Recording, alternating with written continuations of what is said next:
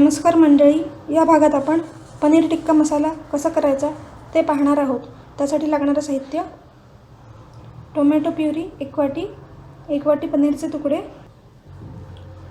पनीर टिक्का मसाला, मी इथे सुहानाचा पनीर टिक्का मसाला वापरलेला आहे। तसेच दूध आपण टिक्का मसाल्यामध्ये घालून त्याची स्लरी तयार करून घेणार आहोत।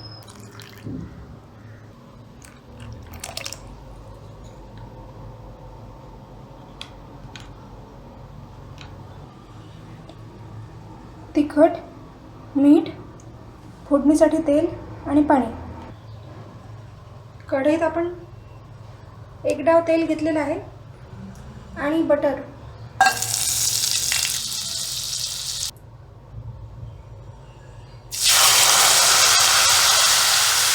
आता यात टोमॅटो प्युरी घातली आहे।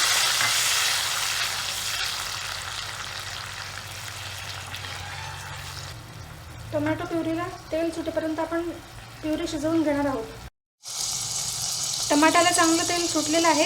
आता यात आपण पनीर टिक्का मसाल्याची स्लरी टाकून घेणार आहोत, दूध मिसळलेली, आणि मिक्स करून घेऊ।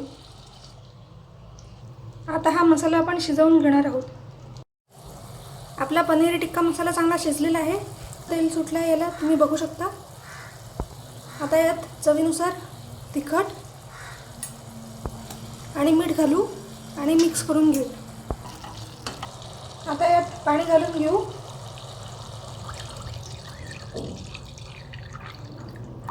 आपण पाण्याला 1 उकळी काढून घेणार आहोत। पनीर टिक्का मसाल्याच्या ग्रेव्हीला छान उकळी आलेली आहे। आता यात आपण पनीर क्यूब्स घालून घेणार आहोत।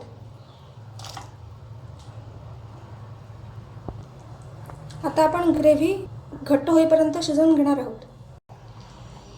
तुम्हाला शिमला आवडत असेल तर तुम्ही तंदुरी पनीर आणि शिमला पाणी ॲड करताना भाजीत घालू शकता।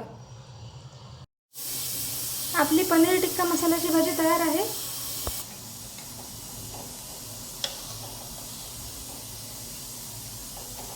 आता सर्व्ह करण्यापूर्वी आपण यावर मलाई घालून घेऊ।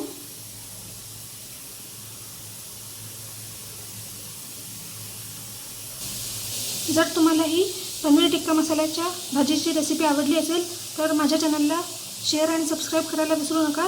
तसेच बेल आयकॉनवर क्लिक करा, जेणेकरून तुम्हाला माझ्या चॅनलवरचे लेटेस्ट व्हिडिओज पाहायला मिळतील। धन्यवाद।